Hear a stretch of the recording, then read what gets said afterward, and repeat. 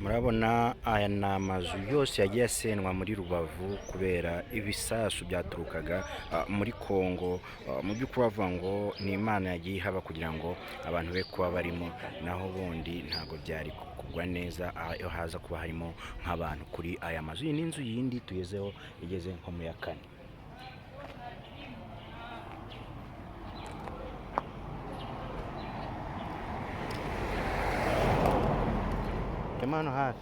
Aho nyuma y'umunsi w'ejo ibisasu byagwaga mu Rwanda ari byinshi, bamwe mu bamotari barakoze abandi barahunga. Turamwe n'umumotari utanya tubwira amazina ye.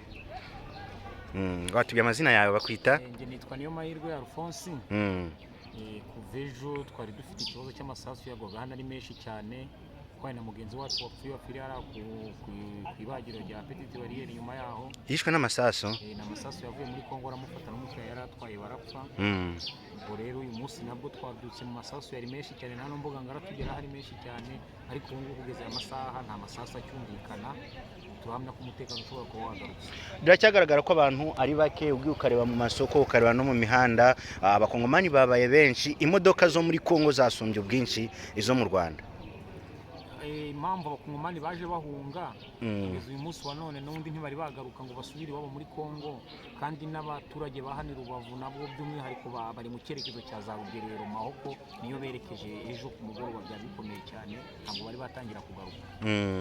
Mwakiriye mute abakongomani rero bageze mu Rwanda nyuma y'uko baba bitameze neza? Abakongomani twabakiriye neza, tubona serivisi yo kubatwara. Nk'uyu munsi wa none nabonaga ingabo z'u Rwanda zabahaga amamodoka niyo zabatwaraga babajyana ku nkambi iri mu Rugerero.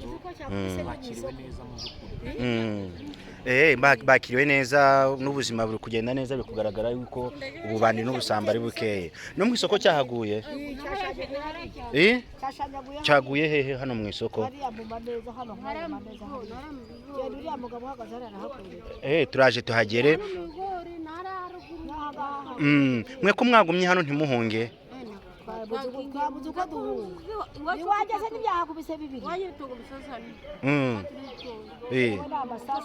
Ntabwo mwari mufite?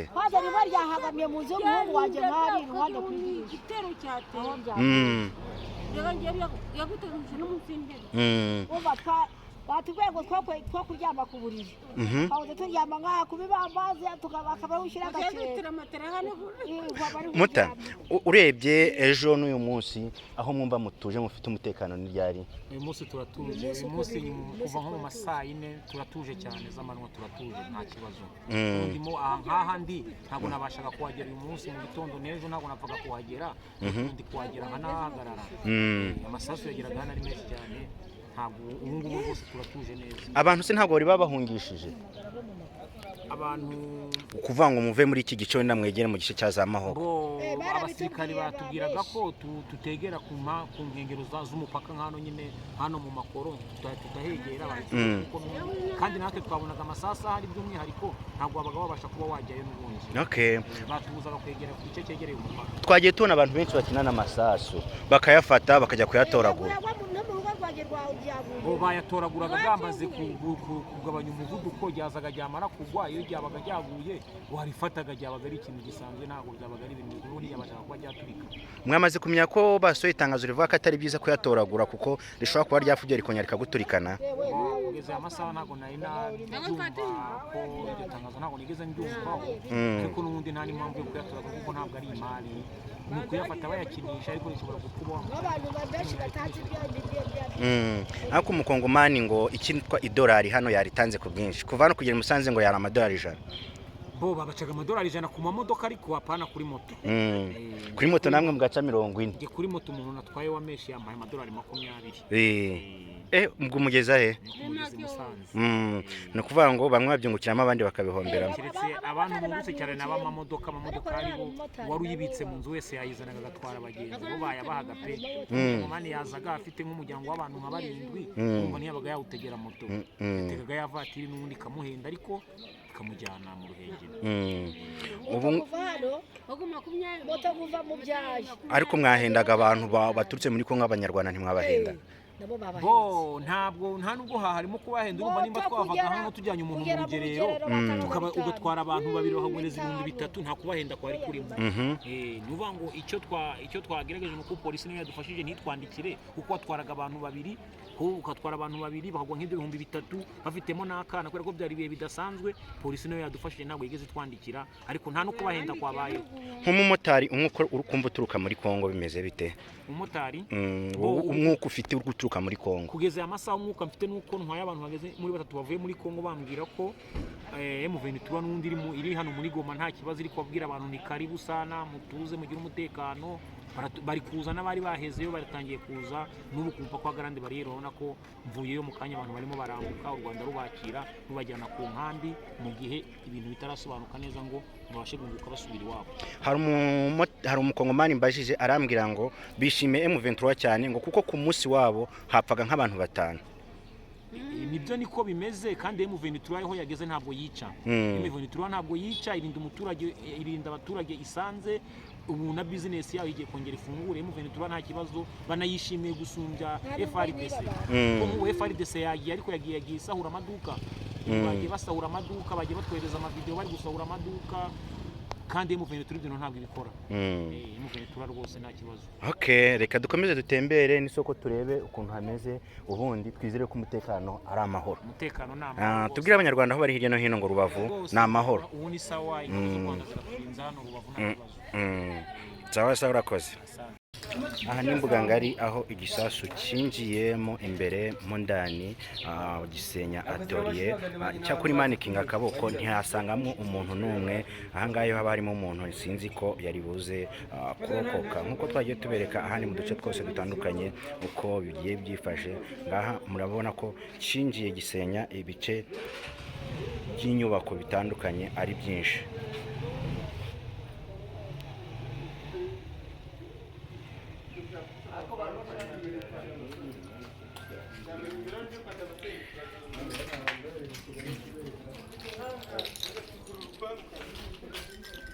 Iri ni isoko rya mbuga ngari aho igisasu cyaguye hejuru y'isoko ariko icyakora abantu ntabari barimo bari bamaze gusohoka bose uko bakabaye.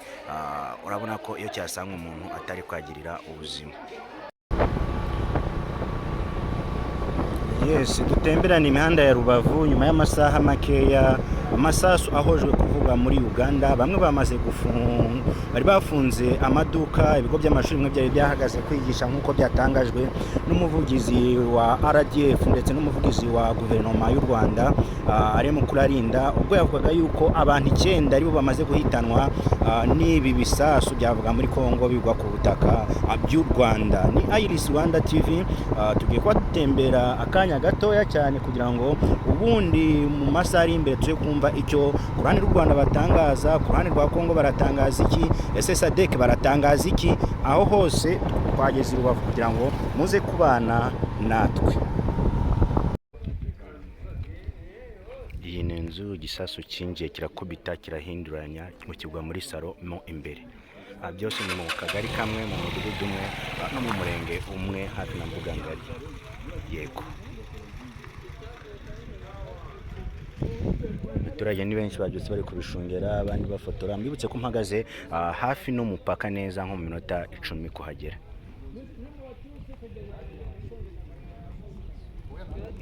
Ntabwo byoroshye, abantu ni bakeya mu mihanda ya Rubavu, harimo karatambuka abantu bakeya ugereranije na muvoma zari zisanzwe ziba ziri muri Rubavu basanzwe bahazi.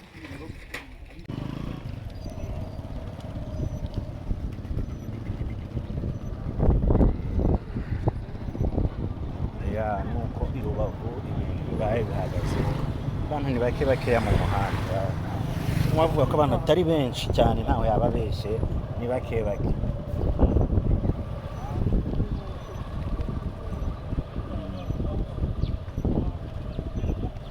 Ni mu mujyi wa Rubavu turimo turatembera, mwari musanzwe mubuzimo ambutiyaje y'abantu benshi cyane, ari urujya n'uruza iburyo n'ibumoso, imbere n'inyuma, ariko ubu ngubu abantu biragaragara yuko babaye bake kwa raporo ejo bundi. Gusa imodoka zaturukaga muri Kongo zikaba zisumba imodoka navuga zakabaye ziri mu mujyi rwagati wa Rubavu. Nk'uko mwagiye mubikurikirana mu makuru atandukanye, twagiye tubereka yuko umujyi wa Rubavu bimeze, amakuru aturukije avuga ko umutekano naho amasasu yatwendekereye ategereje ikibuze gukurikiraho mu mata iri imbere. Ni Mr Jean kuri Iris Rwanda TV. Navuganye n'umusirikare mukuru bariyo atubwira ngo hano dufite indege ebyiri, ati ariko nta muntu turimo ushoboye kuzagenda ati abasirikare mujyana hariya gukora iki, baje gukora iki? Ati ikibazo cya Kongo ntabwo ari ikibazo cyacu, ati ikibazo cy'abakoroni bateye biriya bibazo kandi bakarabara abantu bateza amakavuyo buri munsi mu myaka myinshi. Hari ikibazo abantu bari kugenda bafite udukapu bigaragara ko bari bahunze, bakaba bahungutse. Twerekeje ku mupaka Petite Barrière, turaba Petite Barrière kuri Grande Barrière. Mubonye ko tumaze kubereka aho ibisasu byagiye bitobora amazu byari byifashe. Turagenda tugerageza umutekano kujya kujyana ingabo muri Sadek kuba twiteguye, ingabo ziteguye zifite n'ibikoresho. Igihe turashaka kubaza Marishali, hari impungenge abantu bari bafite.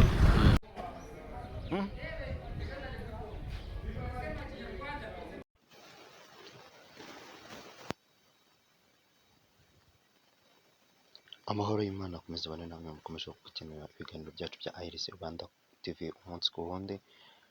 Nk'uko bisanzwe rero uyu munsi dufite umuntu utubereye i Rubavu, nta wundi ni Mr Jean Gogo.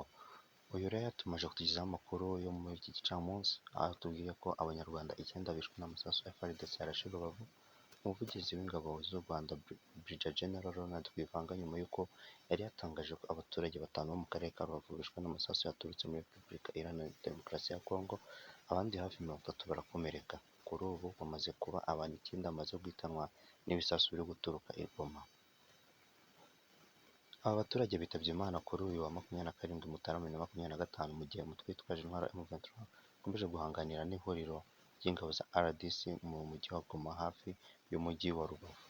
Amakuru aturuka i Rubavu ahamya ko hari amasasu yarashwe n'abarimo abagizi b'umutwe w'iterabwoba wa FDLR urwanya leta y'u Rwanda na FARDC. Igisirikare cya Kongo arimo ayapfubijwe hakoreshejwe ubwirinzi bwa gisirikare. Umuvugizi wa guverinoma Alain Mukurarinda yatangaje ko kugeza ubu abamaze kwitaba Imana ari 9 kandi ko hari abakomeretse. Ati baragenda biyongera, abapfuye ni 9 nibo bemejwe, ariko hari abakomeretse hafi 30. Ariko ni ugutera ibisasu, urebye bihebye bagenda bahunga, baragenda bashinga utubunda twabo bakarasa buhumyi mu Rwanda, batagambiriye ingabo ahubwo bagambiriye abaturage. Nyuma y'aho Brigadier General Rwivanga yatangaje ko bitewe n'ubwirinzi bwa gisirikare u Rwanda bwashyize ku mupaka, ingabo z'u Rwanda ziri gusubiza aho imbunda ziri kurasira muri RDC kugira ngo zitangiza byinshi. Ati ariko ntabwo ari ibitero bitaziguye ku birindiro. Ni ingamba z'ubwirinzi kugabanya ingaruka z'ibyo bibunda ku baturage. Urebye RDF barasa aho izo mbunda ziri gusa. Umuvugizi w'ingabo z'u Rwanda asabye ko abaturage badahangayika, abizeza ko barakomeza kurindirwa umutekano nk'uko bisanzwe. Si abantu 9 gusa, ahubwo imiryango 685 yamaze kugera mu nkambi ya Kijote, mu gihe abakozi bo mu muryango w'abibumbye 1822 bamaze kugera Kigali, aho bacumbikiwe mu mahoteli atandukanye mu gihe hategerejwe ko babona indege zibasubiza iwabo. Amakuru ahari ni uko muri iki gitondo imvura nyinshi yabyukiye Rubavu, mu gihe muri Kongo amasasu yakomeje kuvuga ndetse n'impunzi zikaba zikomeje kwambuka ari nyinshi z'abanyekongo. Watugejeho amakuru ni Mr Jean Gogo, umunyamakuru Iris Rwanda utubereye Rubavu, akaza kuduha andi makuru mu kanya gato kari imbere. Ni ukora subscribe, like, share na comment.